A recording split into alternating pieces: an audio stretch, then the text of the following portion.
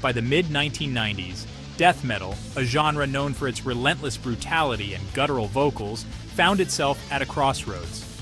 This genre, which had once been the epitome of extreme music, was now grappling with an identity crisis.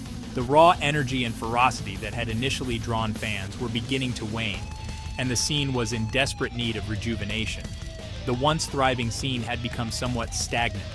Concerts that used to be packed with fervent fans were now seeing dwindling attendance. The energy that once electrified these venues was noticeably absent, and the atmosphere felt lackluster. Many bands seemed content to mimic the established sound, leading to a sense of creative stagnation. Instead of pushing boundaries and exploring new sonic territories, they clung to the tried-and-true formulas that had worked in the past. This reluctance to innovate resulted in a flood of music that felt repetitive and uninspired. The genre's initial shock value had diminished, and audiences craved a fresh perspective. The once awe-inspiring growls and blistering riffs no longer had the same impact. Fans, who had grown accustomed to the intensity, were now seeking something that could reignite their passion for death metal. The early 90s saw death metal reach its peak of popularity. Bands were selling out shows, and the underground scene was buzzing with excitement. It was a golden era where the genre's raw power and unfiltered aggression captivated audiences worldwide. Bands like Cannibal Corpse and Morbid Angel dominated the underground. Their groundbreaking albums and relentless touring schedules solidified their status as titans of the genre. They were the torchbearers of death metal, pushing the limits of what extreme music could achieve. However, this period of intense creativity was followed by a wave of generic imitators. New bands emerged, but many lacked the originality and innovation that had defined the pioneers. They replicated the sound without capturing the essence, leading to a saturation of the market with mediocre music. The scene became oversaturated with bands lacking originality. Record stores were filled with albums that sounded eerily similar, and it became increasingly difficult for any one band to stand out. This oversaturation diluted the impact of the genre and contributed to the growing sense of fatigue among fans. A sense of fatigue settled in, and death metal's future seemed uncertain. The genre that had once been a force of nature was now at risk of fading into obscurity. Fans and musicians alike were left wondering if death metal could evolve and reclaim its former glory. Amidst this atmosphere of uncertainty, a beacon of innovation emerged from the industrial city of Gothenburg, Sweden. This city, known for its rich musical heritage, became the birthplace of a new wave of death metal that would challenge conventions and breathe new life into the genre. At the Gates, a band formed in the late 1980s was about to unleash a sonic tempest that would redefine the boundaries of death metal and inject a much-needed dose of adrenaline into the genre. Their unique blend of melody and aggression set them apart from their peers and positioned them as pioneers of a new sound. Their fourth studio album, Slaughter of the Soul, would become a pivotal moment in heavy metal history, marking the genesis of melodic death metal and inspiring countless bands in its wake. This album not only revitalized the genre, but also paved the way for future generations of musicians to explore new creative horizons within death metal. Death metal, with its roots in thrash metal's aggression and punk's DIY ethos, had always been a genre of extremes. However, by the mid-90s, many felt it had become trapped in a sonic cul-de-sac. The relentless brutality and often indecipherable vocals, while integral to the genre's identity, had also become limiting factors. There was a growing desire within the scene for something more. Musicians and fans alike yearned for a sound that retained death metal's raw power, but incorporated elements of melody and technicality. This desire for evolution was particularly strong in Europe, where a new breed of bands was beginning to experiment with the genre's established formula. In Sweden, a country with a rich history of melodic metal, a unique scene was brewing in the city of Gothenburg. Bands like Dark Tranquillity and Flames, and of course At the Gates, were at the forefront of this movement. They shared a common goal: to push the boundaries of death metal by incorporating melodic elements without sacrificing the genre's inherent aggression. At the Gates, formed in 1990 by brothers Thomas Lindberg vocals and Anders Björler guitar, along with Jonas Björler bass and Adrian Erlandson drums, emerged from Gothenburg's burgeoning underground scene.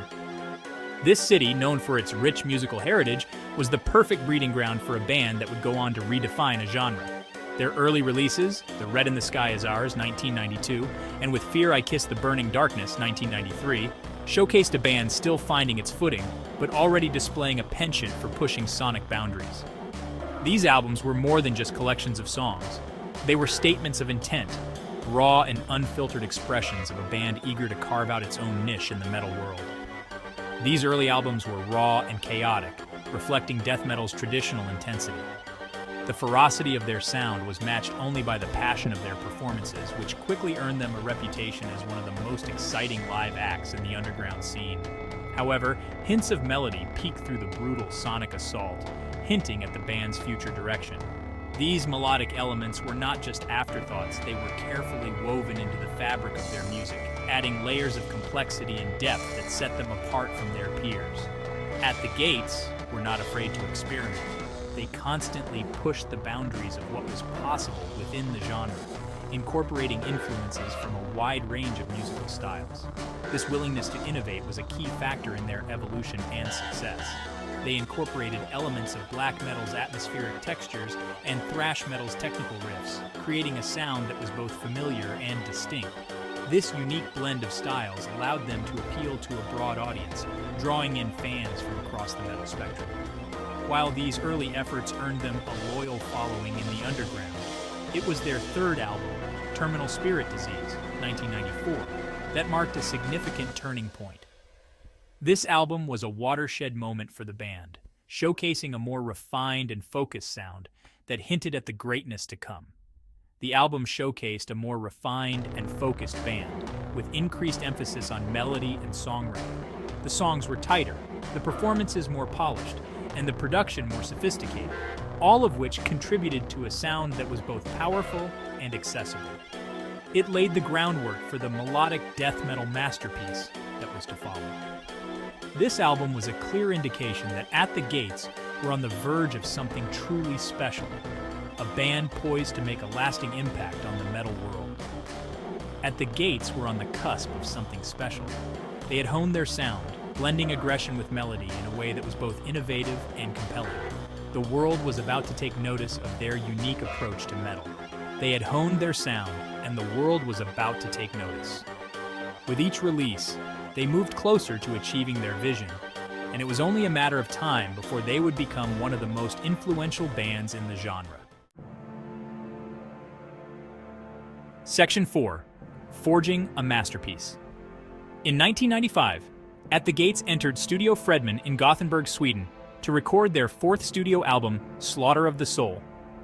This was a pivotal moment for the band as they aimed to create something that would leave a lasting impact on the metal scene. They enlisted the services of renowned metal producer Fredrik Nordstrom, whose work with In Flames and Dark Tranquillity had already made him a prominent figure in the burgeoning melodic death metal scene.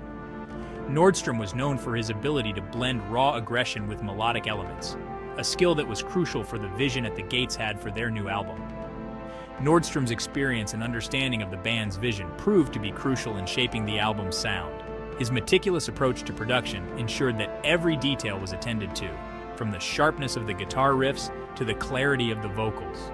The band had a clear goal in mind for Slaughter of the Soul, to create an album that was both brutal and melodic, a true representation of their musical identity. They wanted to push the boundaries of what melodic death metal could be, combining ferocity with intricate musicality, uncompromising in its intensity, yet accessible to a wider audience. This duality was at the heart of their creative process, driving them to craft songs that were both powerful and memorable. They spent weeks meticulously crafting each song, focusing on dynamics, song structure, and crafting memorable hooks. Every riff, every beat, and every lyric was scrutinized to ensure it contributed to the overall impact of the album. The recording process was intense and collaborative, with each member bringing their unique strengths to the table. This synergy was essential in creating a cohesive and powerful album, with each member contributing to the album's sonic landscape. The drummer's relentless beats, the guitarist's searing solos, and the vocalist's raw emotion all played a part in shaping the album's distinctive sound.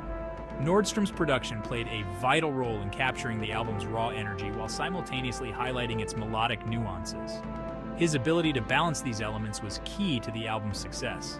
He understood the importance of balancing aggression with clarity, ensuring that the album was not just a wall of sound, but a carefully constructed piece of art, ensuring that each instrument had its space in the mix. This attention to detail allowed the album to breathe, giving each element its moment to shine. The result was a sonic assault that was both relentless and captivating. Slaughter of the Soul became a landmark album, influencing countless bands and solidifying at the Gates' place in metal history. It was a testament to the power of collaboration, vision, and the relentless pursuit of musical excellence. Section 5. The Sound of Innovation. One of the defining aspects of Slaughter of the Soul was its innovative guitar work. Anders Bjorler's intricate riffs and melodic solos were a significant departure from the more simplistic approach of many contemporary death metal bands. He incorporated elements of traditional heavy metal and even classical music, creating a sound that was both technically impressive and emotionally resonant. The album's opening track, Blinded by Fear, is a prime example of At the Gates' groundbreaking sound. The song explodes with a furious blast beat before settling into a ferocious groove.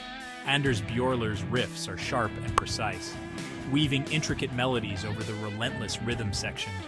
Thomas Lindberg's vocals are a guttural force of nature, but they also possess a strange sense of melody, riding the crest of the music's intensity.